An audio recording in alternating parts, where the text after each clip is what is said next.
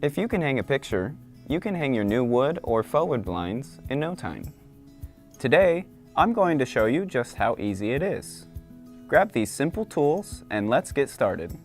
All wood and faux wood blinds have the same basic parts: the blind, valance, wand, and hardware. Today, I'm installing an inside mount wood blind. Depending on the blinds you ordered, the pieces or parts you have may be a little different, and that's okay. You'll follow basically the same steps I'll go through here to hang them. Just be sure to check the instructions that came with your product before you start.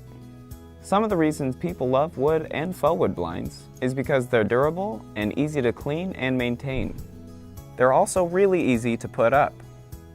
The first step is to mark where you want to place your brackets. Place the brackets in the top corners of the window like this. Use a pencil or marker to mark the locations for each screw. Pre-drill the holes and screw the brackets into place.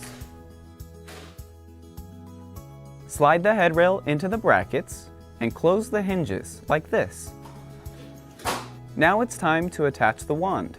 To do so, hook the wand onto the exposed loop.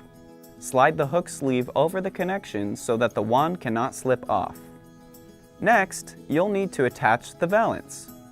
Since the valance for this product is magnetic, all you have to do is position the valance where you want it against the headrail and let the magnets do their job.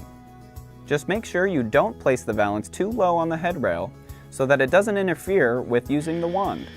If you need to remove your blinds, simply remove the valance and the wand. Then, open the hinges of the brackets using a flathead screwdriver.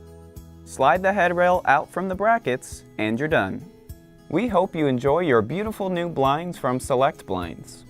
If you have any questions or need any additional help, please see your product's installation guide on our website or just give us a call.